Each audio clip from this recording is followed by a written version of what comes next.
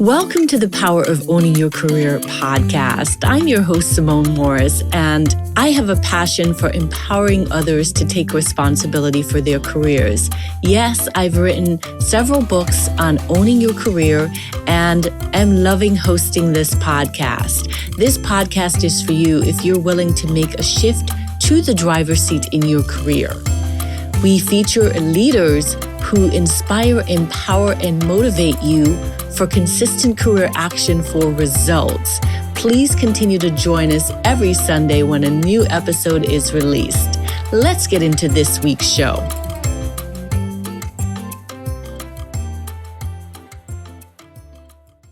In this week's episode of the Power of Owning Your Career podcast, I'm so pleased to be joined by Samantha Williams, who is the CEO of Sam's Word and many, many other things. Sam, welcome to the show.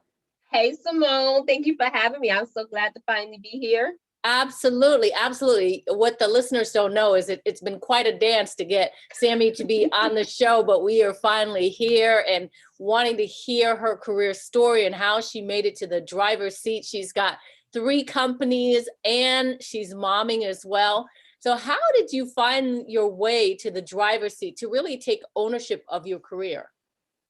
So getting to the driver's seat, that happened really after I got laid off from corporate.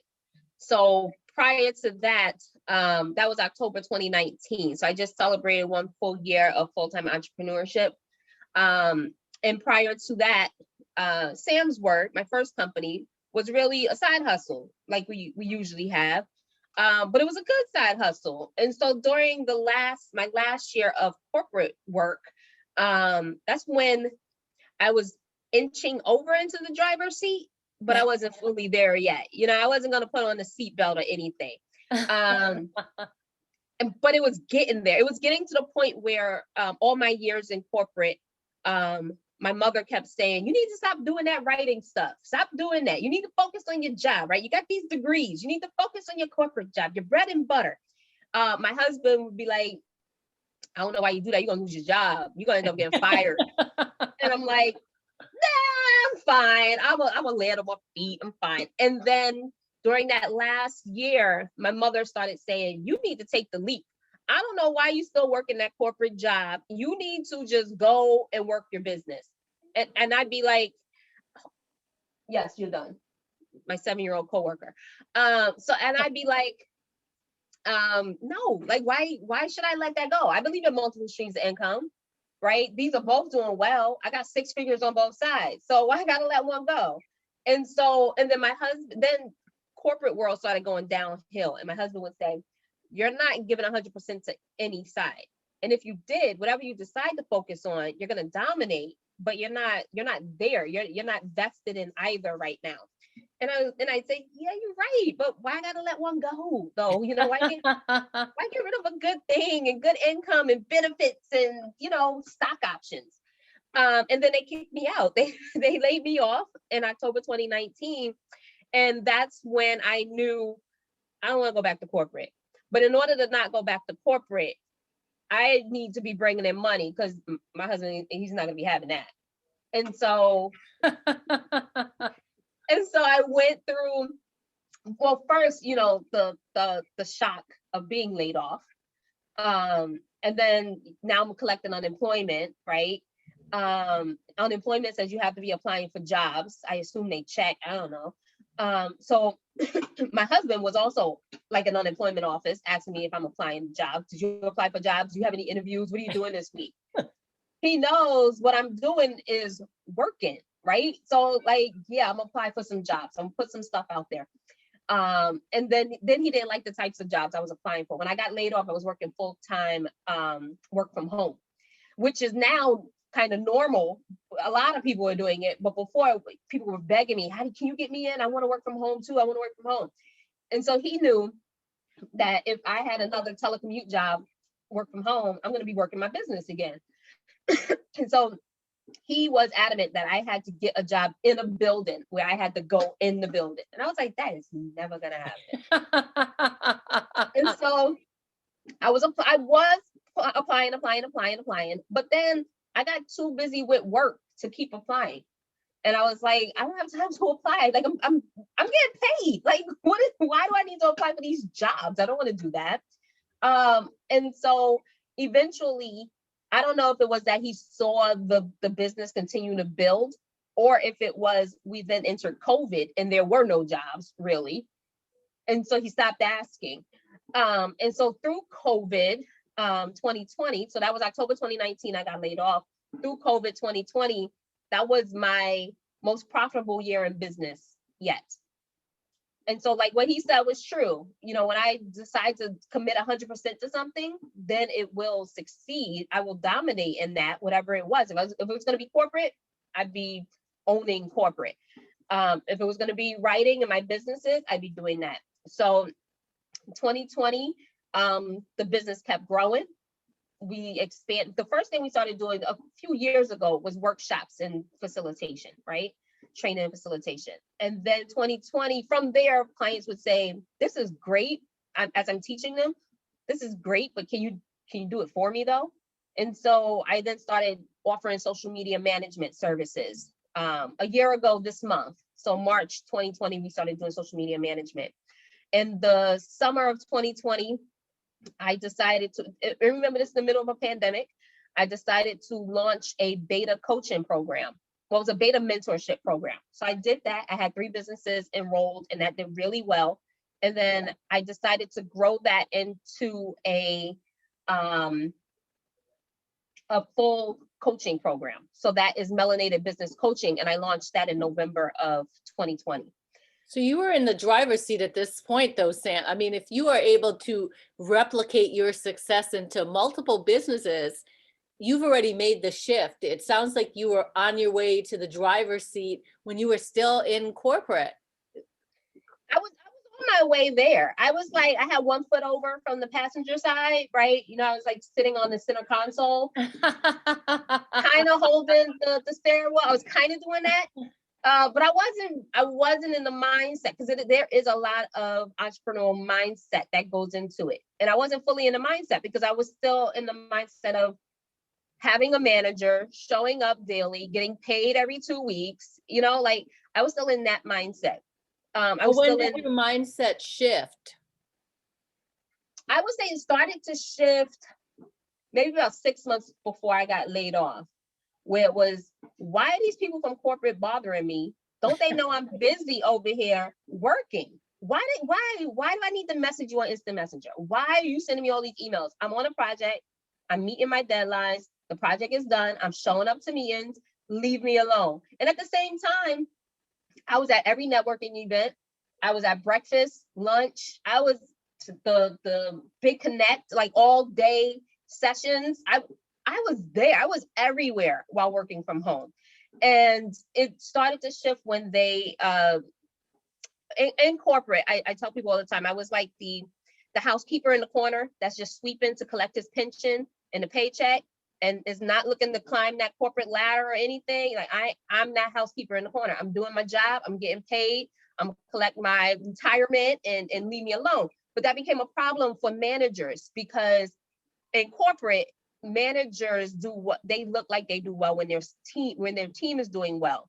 So when my colleagues were getting promoted and moving on and going up to the next grade level, I was like, I'm good right here. I don't want to move on. But that makes the manager look bad. So then I ended up going through 4 or 5 manager changes in the same role. My position never changed, but I went through all these management changes because they also progress and move on.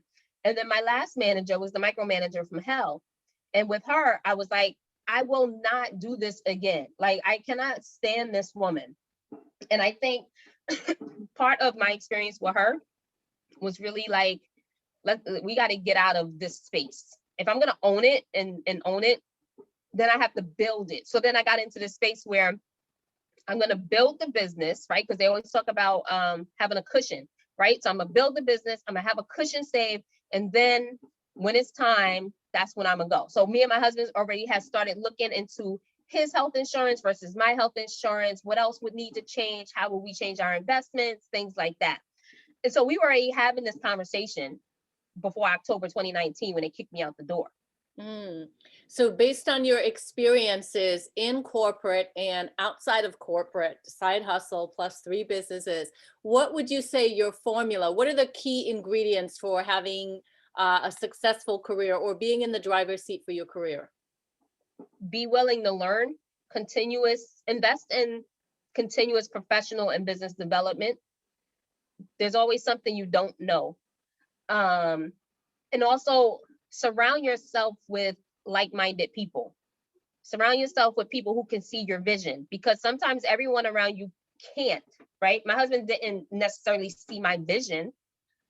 He saw something, he saw I could make some money doing this, but he if you would have asked him 2 years ago, what if your wife just quit her job and ran her own business? He probably pack his bags and leave. Like, it's not gonna happen. It's not gonna happen. No, no. And now we get to a place where all debt is paid off. That cushion they talk about building so you can leave corporate, I was not able to do that until after being kicked out. Now all debts are paid off. We have no expenses, right? I did not have that kind of financial freedom, which I wasn't even expecting. Not at all. I welcome it, but I wasn't expecting it. But I didn't have that until I was on the other side.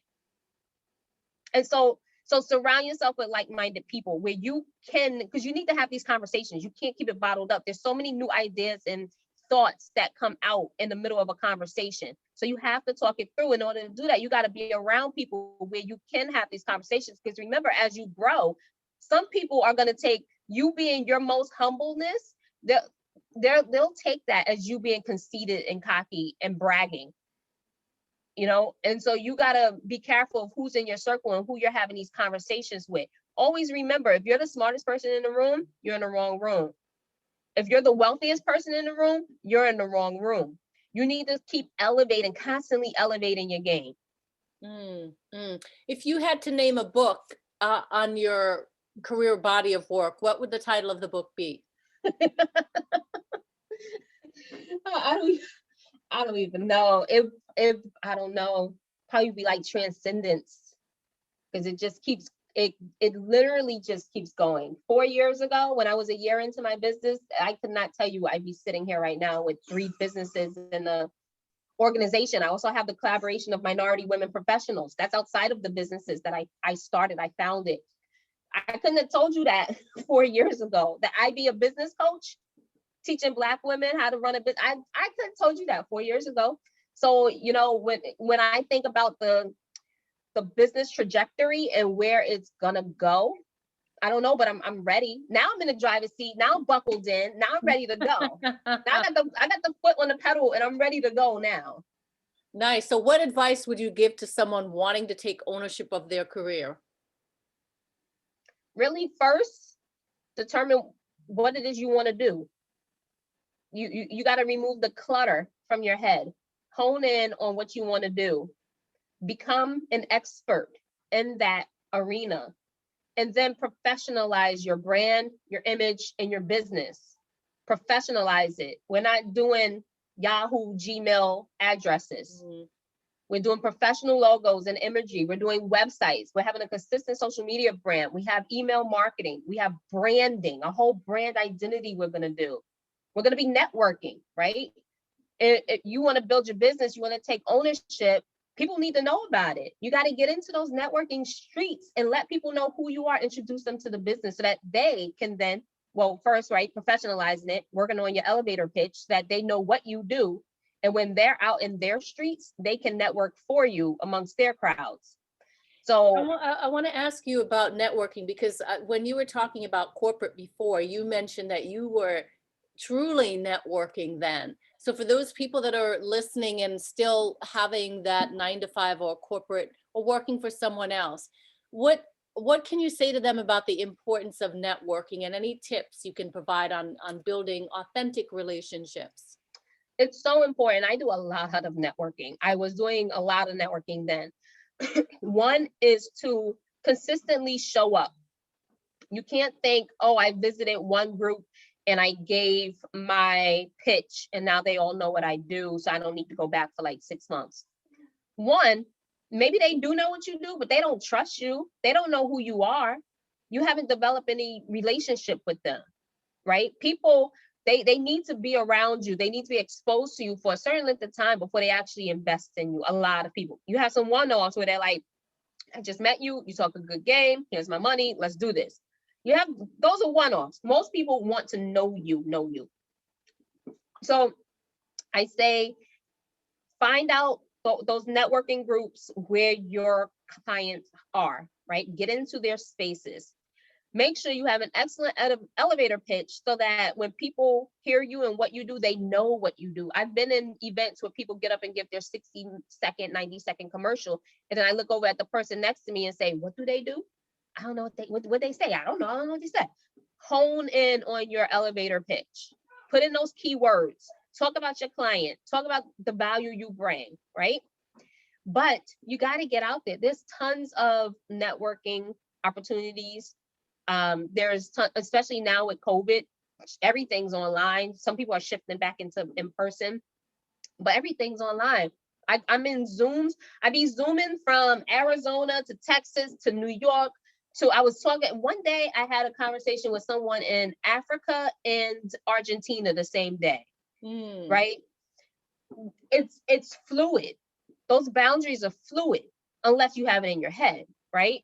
So depending on what you do, if you own a landscaping business, that's going to be a local, regional kind of business. If you have another business that you can expand your market, your potential is limitless right now. There's nothing stopping you. There are no boundaries. How do you deal with the mindset? We talked about getting into the entrepreneurial mindset, but what are some resources that you can recommend in general for owning your career and also for getting your mind right? To own your career, get your mind right. I would say if you are a woman, I would say for you to be in the WeBEC network, certified at that national level. If you are a minority, I would say get in the NMSDC network on that national level. There are tons of resources that both entities push out towards their membership. Some are public also, but there's a lot of resources and opportunities that are only available for its membership. So I would definitely say do that. I will also say look at I constantly refer people to their women's business centers, the SBDC, PTAC, if you're looking into the government type space. Here in Connecticut, we have CEDF. My collaboration is also starting to pick up a lot of interest in the political government type space. So that's the collaboration of minority women professionals. And again, get around people. Sometimes just being around people exposes you to information you would never have had before. So look at your own personal network, your professional network. Look where there's gaps. Look where you say something and it falls on deaf ears. There's no one to reply back. Think about who has those answers. Think about who can continue that conversation. Start getting into their circles. How do you, for those moms out there listening, you have 3 businesses. We're still during a pandemic, and you're momming and wifing, and all. How do you make it all work? I don't know, Simone. I need help. I need help. Help me. You clearly have an amazing drive and passion for excellence and really a vision of where you see yourself going in your career. Thank you. And you've got to bring it all together and make it work. So I will say I've learned and I've realized along the way that there's a quote from Will Smith that says, where he excels versus his competitors, that he has a really sick, crazy work ethic.